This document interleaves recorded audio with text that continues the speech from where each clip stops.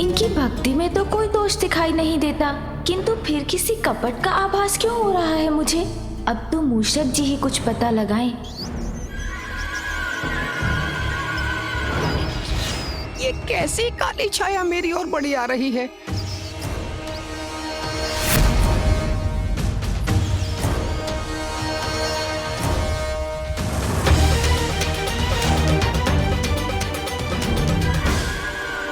लड्डू, मुझे क्षमा कीजिए प्रभु, मुझसे लड्डू देखकर रहा नहीं जा रहा है। लड्डू, अरे अरे अरे वो देखो, एक दुष्ट मूषक, पकड़ो उसे, बच के जाना ना पाए। अरे ये तो मेरे पीछे ही पड़ गए। कहाँ जाऊं, कहाँ छिपूं? इधर उधर भागता रहा तो प्रभु कैसे ढूंढेंगे मुझे?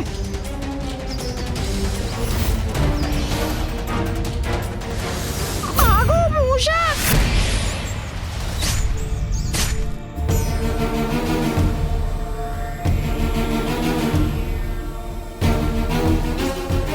इतने सारे लड्डू, अद्भुत। सेवक, इस थाल में लड्डू कम क्यों प्रतीत हो रहे हैं? वो एक मूषक था स्वामी। क्या मूषक? हाँ स्वामी, उसी ने 2 लड्डू चुरा लिए हैं। इससे पूर्व कि मैं उसे रोक पाता, वो भाग गया। आप चिंता मत कीजिए, प्रतीत होता है मेरे वाहन मूषक जी लड्डुओं में से अपना भाग ले गए। अब ये लड्डू मेरे ग्रहण करने की बारी है। प्रभु, यदि आप हमें अनुमति दें तो अपने हाथों से आपको इन लड्डुओं का भोग करवाना चाहूंगा।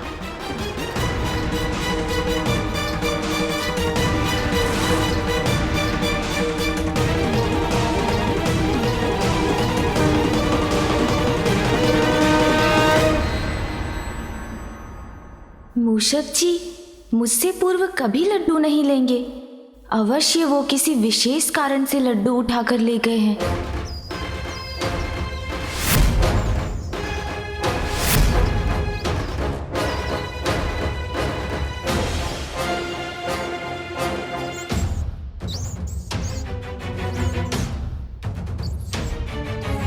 यहाँ से 2 मायावी पथ 2 दिशाओं में जा रहे हैं। एक रजत निर्मितपुर की ओर और दूसरा लौहपुर ले जाने वाला। मैं किधर जाऊं? बूंदी भी समाप्त हो गई है।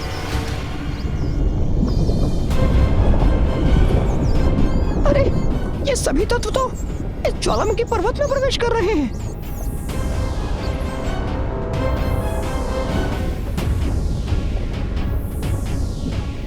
जय विघ्नहर्ता श्री गणेश।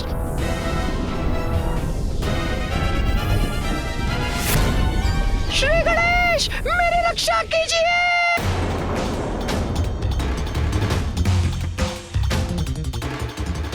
प्रतीत होता है मूषक जी किसी संकट में फंसकर मुझे सहायता के लिए पुकार रहे हैं। श्री गणेश, मेरी रक्षा कीजिए। मूषक जी पर कोई संकट छाया है, उन्हें ढूंढकर उनकी रक्षा करनी होगी मुझे। शीघ्र ऐसा उपाय ढूंढना होगा जिससे मैं मूषक जी को ढूंढने यहाँ से चला भी जाऊं और किसी को ज्ञात भी ना हो। यही उचित होगा। ये सभी यहीं स्तंभित हो जाएंगे और मैं वो कर सकूंगा जो आवश्यक है।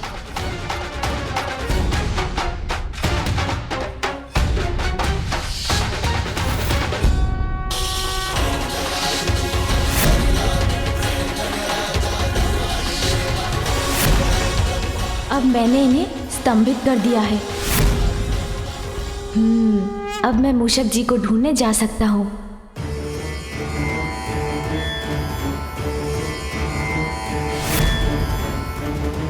चिंता मत कीजिए मूषक जी, गणेश ने आपकी पुकार सुन ली है। मैं आ रहा हूँ आपकी रक्षा करने के लिए।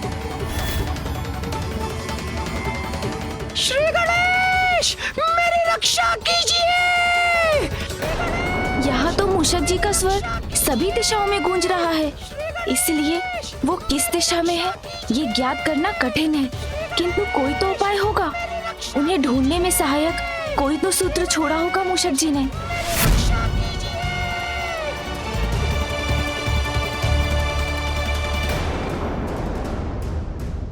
एक मूषक था स्वामी, उसी ने 2 लड्डू चुरा लिए हैं। तो ये कारण था मुझसे पूर्व लड्डू लेने का। अपने मार्ग पर बूंदी बिछाकर अच्छी चतुराई दिखाई है मूषक जी ने।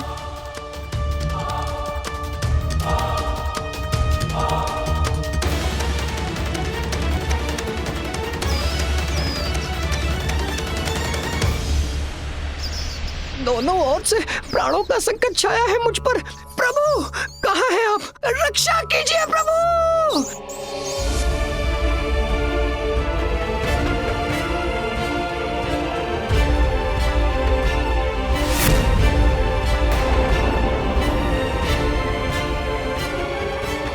अब यहाँ से किस दिशा में जाकर ढूंढूं मूषक जी को? ज्वालामुखी, ताड़कासुर पुत्रों की इच्छानुसार मायासुर ने इस पुर का निर्माण किया था। अपनी इच्छानुसार कोई अपने पुर में ज्वालामुखी का निर्माण क्यों करवाएगा? हो ना हो, यही स्थान है जहाँ पर कोई रहस्य छुपा है।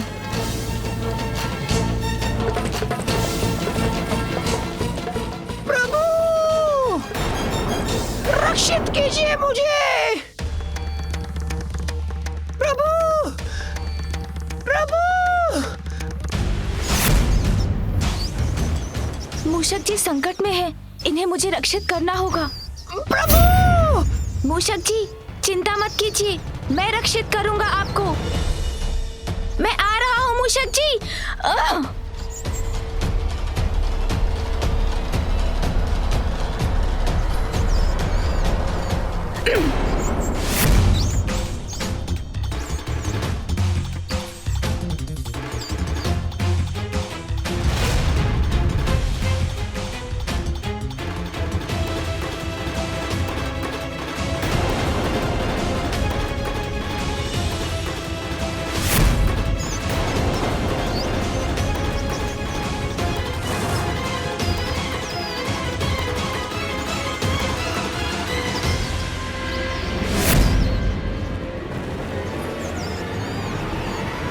ये शाखा तो टूटने वाली है। छोटे संकट से मुक्त हुए तो ये बड़ा संकट मुख खोले खड़ा है प्रभु। चिंता मत कीजिए मूषक जी, मैं हूं ना आपके साथ।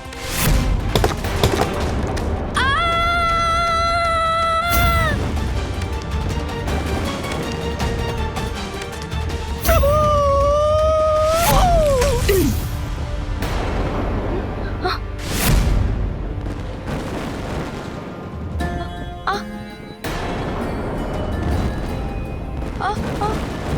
अरे अब तो ये शीला भी इस लावे में धसी जा रही है। ये तरंगे कहाँ जा रही है? प्रभु अब क्या होगा प्रभु? मूषक जी ऊंची छलांग लगाइए।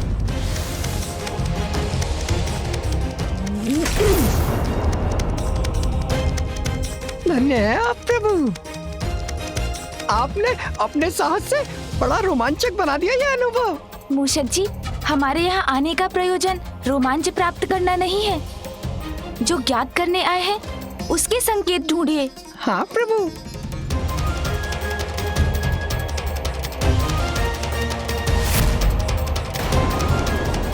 आइए मूषक जी, अब जिस कार्य के लिए यहाँ आए हैं उसे पूर्ण करें। प्रभु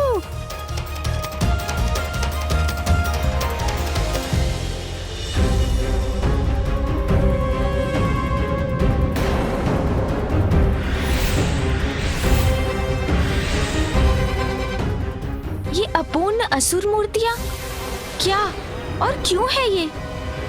कौन कर रहा है इनका निर्माण?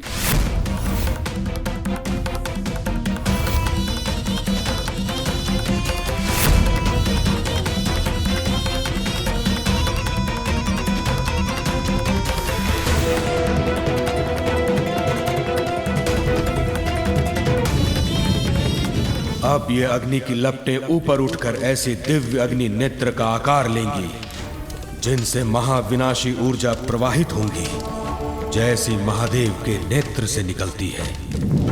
उस ऊर्जा से जो असंख्य असुर सैनिक देवताओं, पंचभूतों और त्रिपुर के तत्वों के मिश्रण से बन रही है, जीवित होगी और असुर सैनिकों में परिवर्तित होगी, जिसका विनाश असंभव है।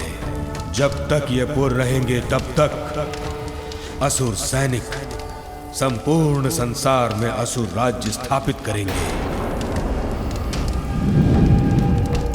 शिव भक्ति की आड़ में इतना भयावह षड्यंत्र कौन रच रहा है?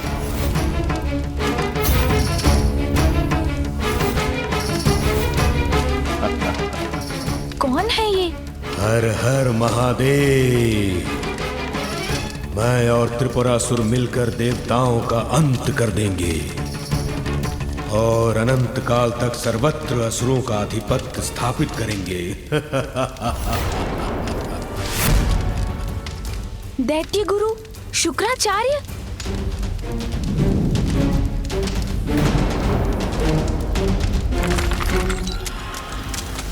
प्रतीत होता कोई छिपकर देख रहा है हमें। तो विलंब किस बात का? हम अभी चलकर उसका अंत कर देते हैं।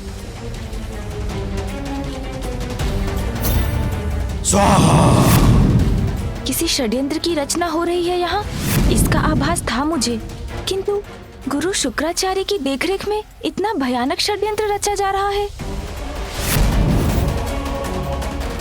यदि ये सफल हुआ तो सृष्टि से धर्म की नींव ही हिला देगा। ये सब यहाँ होगा इस प्रकार, इसकी कल्पना भी नहीं कर सकता था मैं। तब तो प्रभु हमें सोच विचार छोड़कर शीघ्र इसे रोकने के लिए कुछ करना होगा।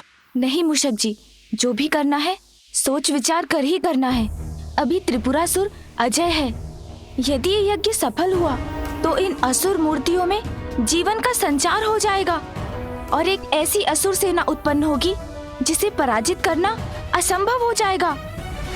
अच्छा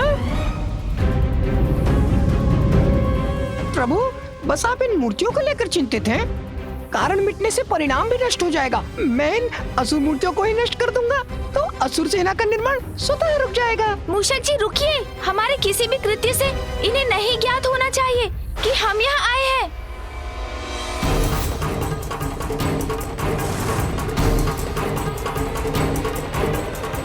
वो देखो, वो बड़े मूषक के साथ कौन है? चलो देखते हैं। अब देखिए प्रभु, मैं क्या करता हूँ। मूषक जी तो कुछ और ही समझ रहे हैं। शीघ्र इन्हें रोकना होगा।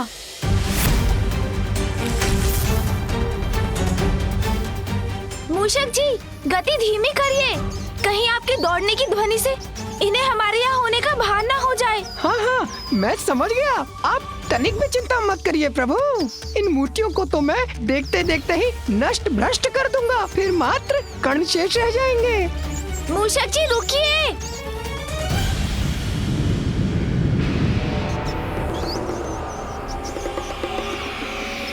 अरे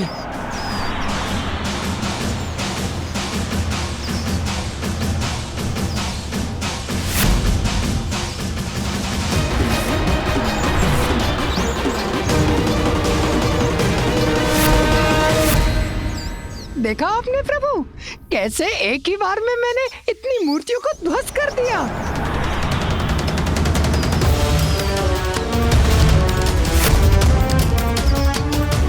अरे ये असुर मूर्तियां तो पुनः बन रही हैं। इस उद्दंड मूषक को तो हम छोड़ेंगे नहीं। इसका अर्थ है इन मूर्तियों को नष्ट करना असंभव है। तो अब हम क्या करें?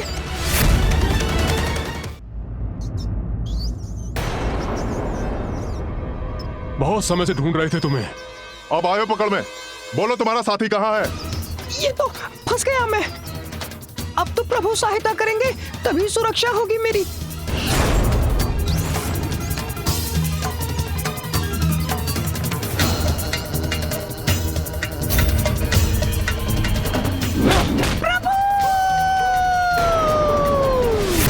मूषक जी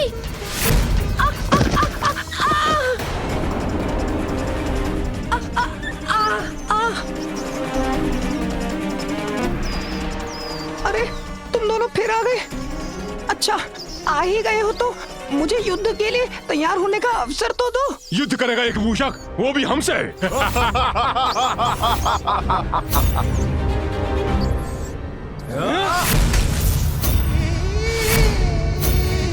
अकेले नहीं है वो, मेरे साथ हैं मेरे वाहन मूषक जी। प्रभु थोड़ा शीघ्र आकर मुझे इनसे बचा भी तो सकते थे ना आप। हाँ अवश्य मूषक जी, किंतु फिर बिना सोचे विचारे कुछ करने का दंड आपको कैसे प्राप्त होता? सोच विचार तो तुमने भी नहीं किया, अन्यथा यहाँ आने की भूल नहीं करते गजमुख बालक। गजमुख अवश्य हो तुम, किंतु तुम्हें ज्ञात नहीं कि एक वास्तविक गज जैसा बल है हम दोनों में। अब हमारे हाथों मसले जाने के लिए तैयार हो जाओ तुम। इनके साथ युद्ध हुआ तो ध्वनि उत्पन्न होगी और ध्वनि से अन्य असुर भी सचेत हो जाएंगे। गुरु शुक्राचार्य को ज्ञात हो गया तो वो यज्ञ और भी शीघ्र पूर्ण करने में जुट जाएंगे और पिताश्री के भक्तों के पूर्व में उनकी अनुमति के बिना मैं यज्ञ में विघ्न डालने के लिए कुछ भी नहीं कर सकूंगा। इसलिए बुद्धि से कार्य लेकर इनसे छुटकारा पाना होगा मुझे। क्या हुआ गजमुख बालक? मैं के कारण जड़ हो गए क्या? आओ युद्ध करो हमसे। उचित कहते हैं आप। भय से मुक्ति का तो एकमात्र उपाय है आपसे युद्ध करना, किंतु उसका एक नियम होगा। युद्ध के समय किसी के भी मुख से एक भी स्वर नहीं निकलना चाहिए, और यदि ऐसा हुआ तो उसे उसी क्षण पराजय स्वीकार करनी होगी। किंतु हम तुम्हारा नियम क्यों स्वीकार करें? मत कीजिए स्वीकार। वैसे मैं तो आपकी भलाई सोच रहा था, किंतु विचार कीजिए, यदि हमने ध्वनि उत्पन्न की तो गुरु शुक्राचार्य का ध्यान भंग हो जाएगा।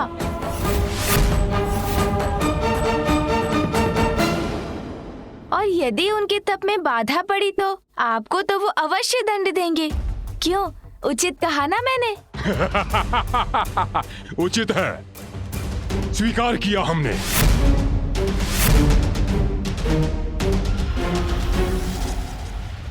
मूषक जी आप तो पीछे ही रहिए, ये युद्ध तो मुझे अकेले ही करना होगा।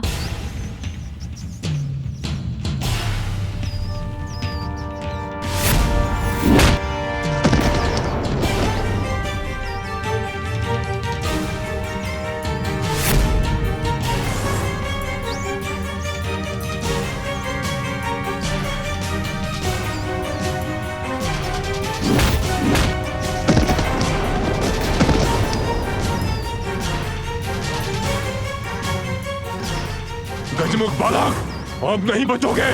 नहीं बचोगे तुम।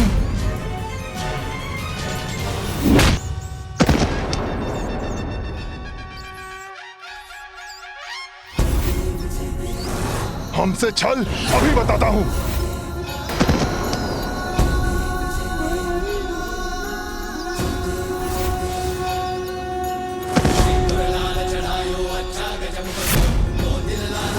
बहुत अच्छे प्रभु। क्या हुआ असुरो, थक गए या पराजित हो गए तुम दोनों? अब शीघ्र इस युद्ध का अंत करना चाहिए मुझे।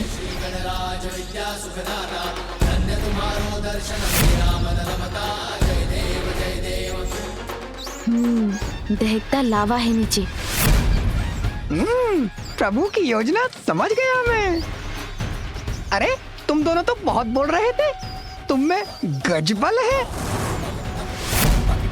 करो ना, है बल तो उसका प्रदर्शन भी करो, या मेरे समान मूषक ही बन गए हो तुम दोनों। ये मूषक हमें मूषक बुला रहा है। अब ये गजमुख बालक जीवित नहीं रहेगा।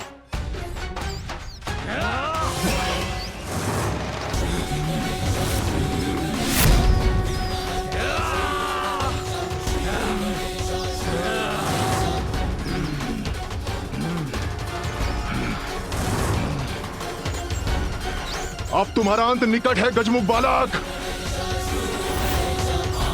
प्रतीत होता है आप दोनों क्लांत हो गए हैं, इसलिए धीमे धीमे बढ़ रहे हैं। आइए और तीव्र बढ़िए, वार कीजिए मुझ पर।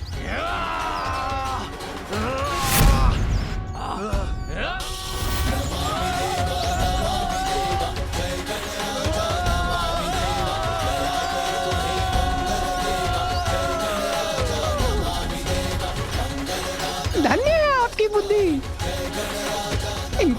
अंत हुआ। आइए अब इस असुर सेना को भी नष्ट करने का उपाय करते हैं।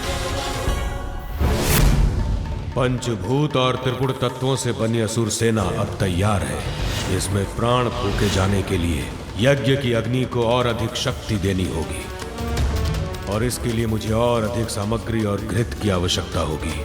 शीघ्र जाओ और लेकर आओ ये सामग्री। अच्छा, तो ये योजना है आपकी। किंतु अब मैं भी देखता हूँ कि कैसे आपको समस्त हवन सामग्री मिलती है। शत्रु या विरोधी कितना भी बलवान क्यों ना हो, युक्ति और बुद्धि की शक्ति से उसका सरलता से सामना किया जा सकता है। For more updates, subscribe to our channel, click the show links and enjoy watching the videos.